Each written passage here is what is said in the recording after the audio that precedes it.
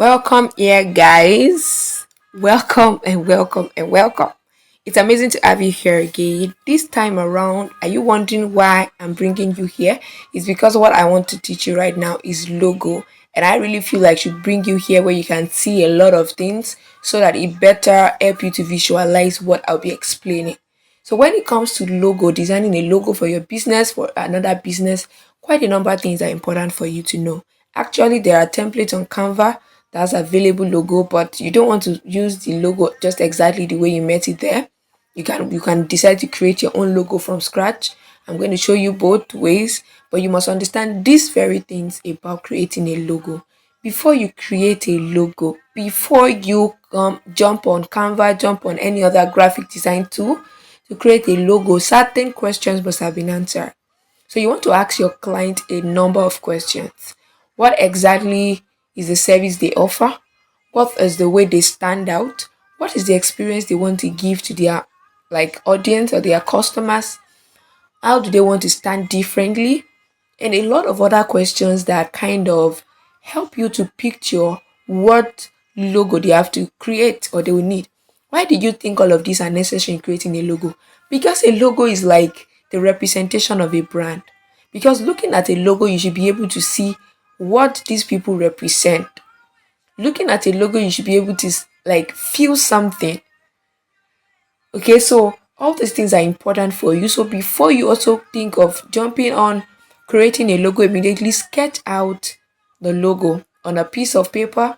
So once the person tells you all of those information, you've asked them for their ideals, what are the things they will not ever compromise on, and all of that, and you're wondering, okay, just this to create a logo. They are very helpful in giving you a perspective on how the logo should be.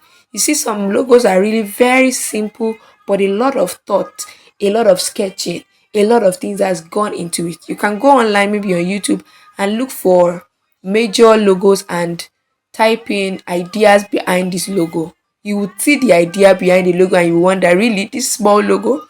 So that is what communicates what the company is about. So you want to understand the types of logos that exist. I made a logo for someone at the time and then I asked all of these questions and it helped me. I sketched it out at first. I sketched out a number of things. You don't want to just sketch out one and then start. No. You have to sketch out a number of things that you think, okay, this should fit in well. And after asking a number of questions, I already knew the kind of colors that would be very, very useful for this brand. So these are important things to note. So there are three major types of logo. You might have been seeing them, but you didn't know that, okay, these were types of logos. So you should know what you are going for before you start designing your logo. And the first is the word mark logo. What that means is you see this is when you create logo using the name of the brand. There's no shape that you can see on it. It's just the name of the brand. That's a word mark logo. But then it communicates as much as it will communicate for any other thing. So that's why I brought you here. You can see the major big brands that you know that are using word mark logo. As simple as this Google looks like. Like Google, just text and different colors. A lot of thought must have gone into this. You can see FedEx, you can see Coca-Cola, you can see that like something very stylish, and they talk about happiness. So their website, their like this text is not looking boring, it's not looking sad, it's exuding the happiness that they are talking about. So you can see this toy rush. Can you see that it looks like kids toys and then different colors, which shows I don't know what the brand is about, but looking at it I can almost say they sell toys, and I can say that, of course, little kids, you can see the different colors. You can see something that looks like, okay, it's for kids there. So there are a number of people like this. You can see Sony, you've seen Dell. So a lot of thought goes behind this. You can see L'Oreal, Mobile. You can see a number of them. These are word mark logos. So you want to decide, is this the kind of thing your client need? So that I wanted to create logo for somebody, I had to ask, is it the word mark logo you want? And the person said, okay, what do you mean? And then I made illustrations with brands that are known, and it was like, okay, I think I want a combination of both. And then of course I created that for her. So you want to know what exactly you are going for so that you don't get your head confused on the way. The second type of logo is the monogram logo. What's the monogram logo? This is when you combine like maybe the starting letter or the alphabet of the brand and use it. Sometimes you see that, for example, there are some brands that have like two names, right? And then you can combine the start of both names together. And there are some brands that have just one, like one single. You can see Louis Vuitton. There's the L and there's the V, and then they are bringing it together into a monogram. And you will see it on their bags, like it is impressed on their bag. You can see their monogram everywhere. So, but for brands that have like just a single stuff like Fendi, like um Gucci, can you see that they had to come about another beautiful way to do it? And you can see this Gucci is just 2G brought together in a dynamic way. Okay, so these are ways you want to go about looking for what is best. And you can also see some word marks here that they might not even start with the alphabet majorly.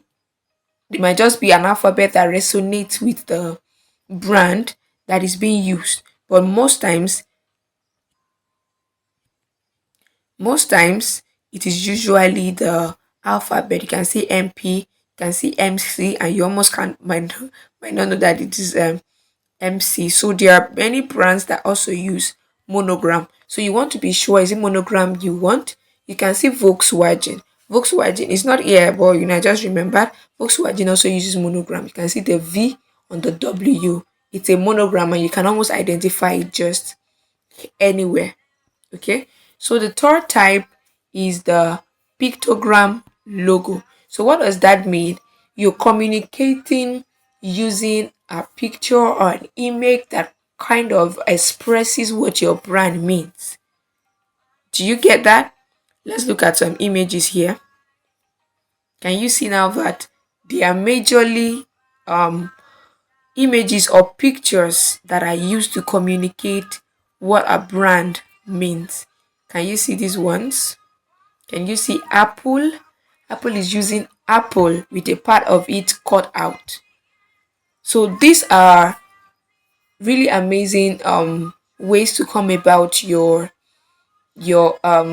logo. You want to know what exactly am I using? You can see Pepsi, right?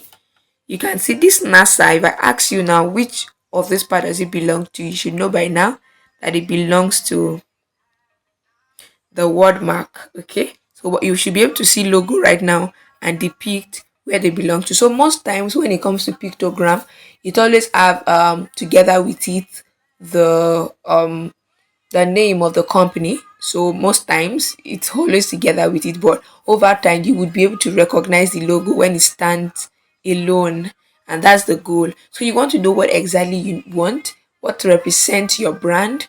All of those questions, when they are answered properly, sketch out a number um of designs. Maybe you're thinking of, I just want to use the word A, and that is going to be what? A monogram.